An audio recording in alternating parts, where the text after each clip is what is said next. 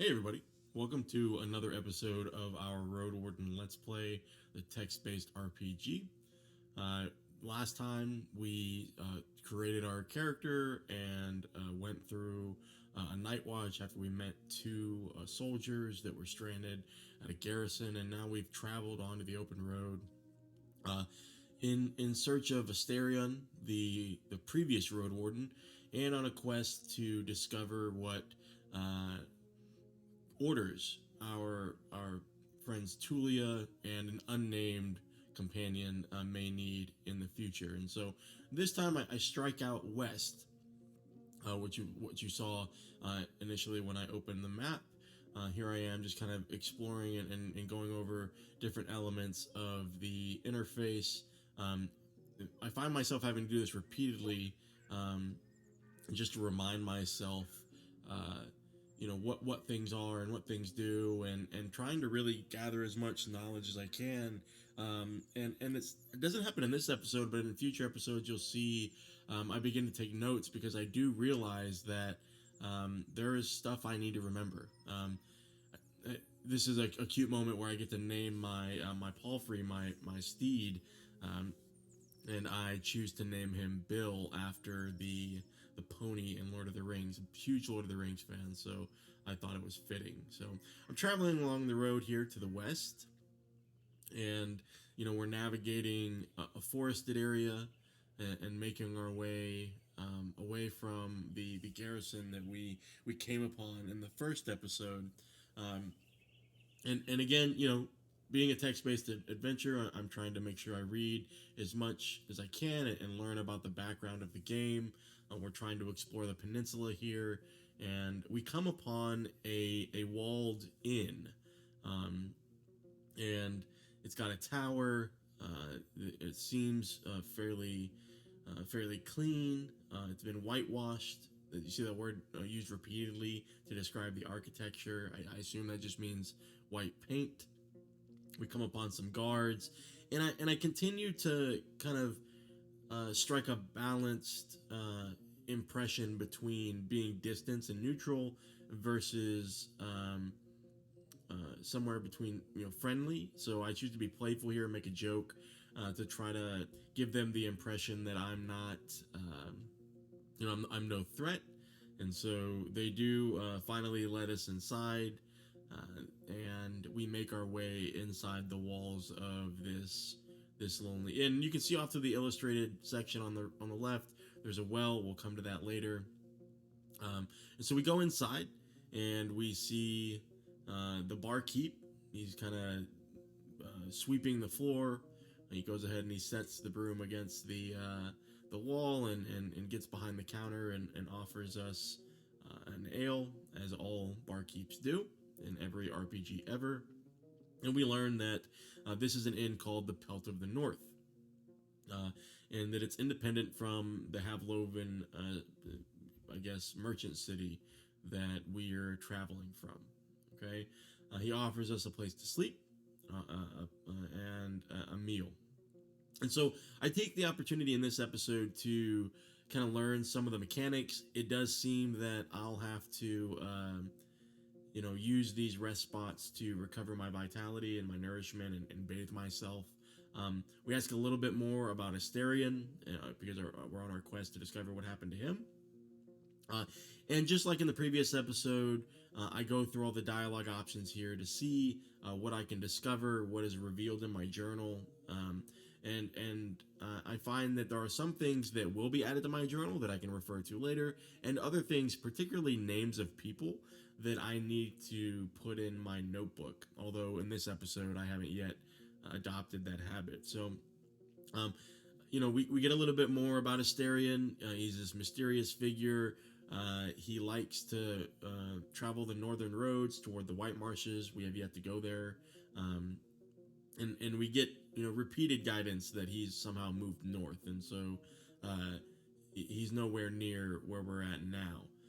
We get a little bit more information about the beasts and the forests around us, and what's dangerous and what's not. And it seems like at every turn here, we get some rumors about what happens in what direction, and where what we should avoid. And so we learn that there's a settlement called Howler's Dell to the west, and it's one of the better villages. There's a lot of opportunities for trade, and they have abundant resources.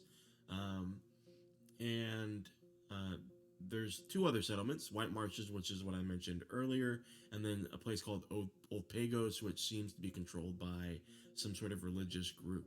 Okay. Uh, we hear mention of an enchantress here. Don't get much more about her, and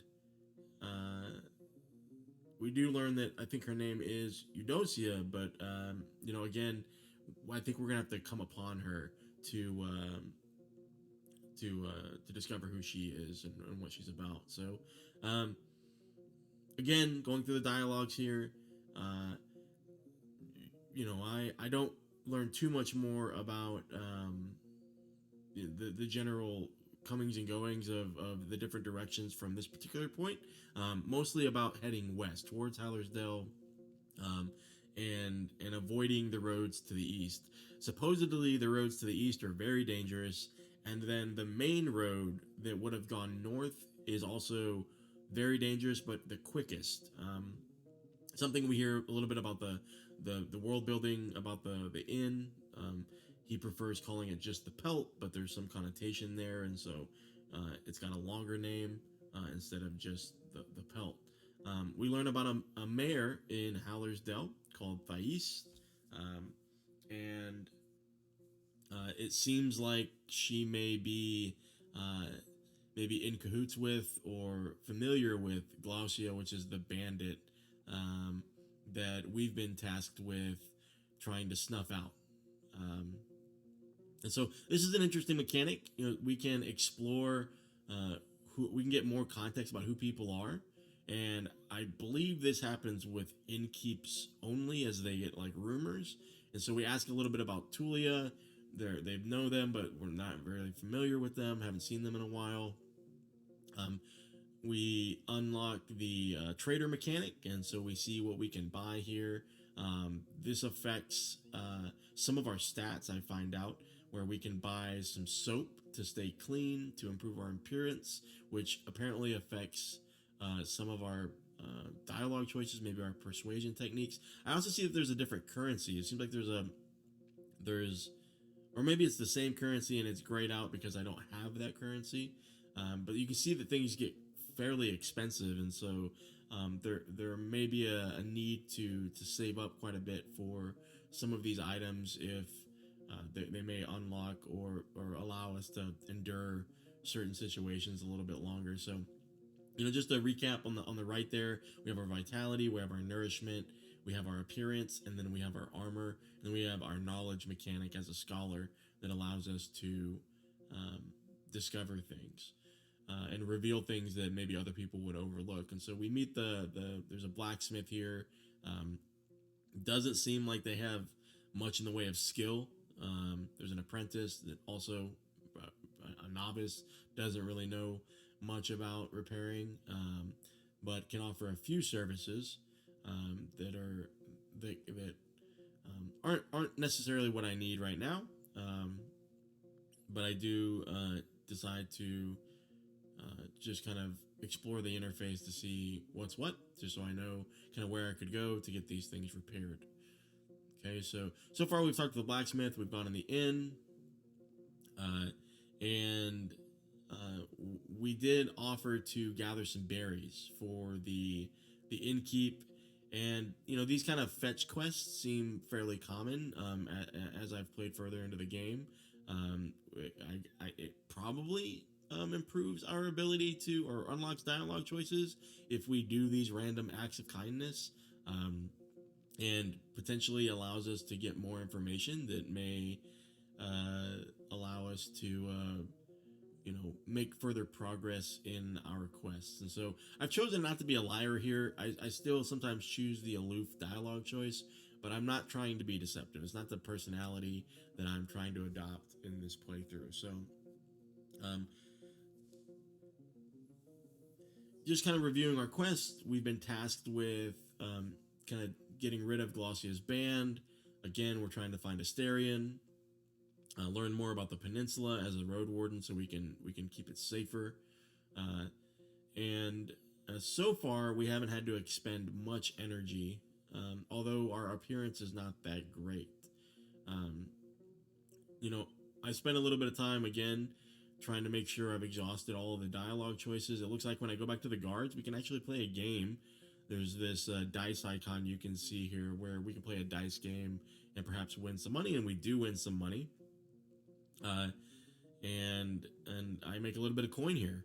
So I don't know if this is a recurring mechanic. I have yet to come back and see if this is available, maybe on a timer. But I did win here. I used my knowledge mechanic to kind of give me an edge in the game, so that I I make a little bank. So stuff I can use for future investments. Okay, so again, this session was mostly about learning a little bit more about the peninsula, getting a little bit more information about Asterion, getting tasked with getting rid of a band of bandits led by somebody called Glaucia. We learn more about Howler's Dell and the Mare Thais. We get a little bit more information about other settlements called White Marshes and Old Pagos, uh, and are told again to kind of avoid the eastern roads. Don't necessarily go to the north, at least through the middle path, and continue to push westwards. Um, Fitting it, funny little story at the end here. They have a pet boar. We get a little bit of background about where boars came from, and so what I like about these dialogue choices is they kind of provide some local context while also making the world seem fleshed out and deeper than than you might assume in a text-based adventure. And I really don't feel fatigued reading through this information. It's not necessarily dense. It's not written in any sort of difficult to understand language, and so like I said, I'm really enjoying my time uh, in Roadwarden so far, and we gained a lot of knowledge here stopping at this inn, and we managed to make ourselves look a little bit better as well. And so, for those of you that are following along, if you've got any tips or tricks, please feel free to leave them in the comments. Subscribe to the channel so you can see the next episode come up. I'm trying to make sure I upload pretty regularly. So if you can, you hit that subscribe button, you'll see me go live again. But we are going to close out this session and get ready to move further west towards Howler's Dell and see what we can find out about Glaucia and our other quests involving Asterion and exploring more of the peninsula. So I'll see you guys next time. Hopefully I hear from you in the comments, and you guys have a great one.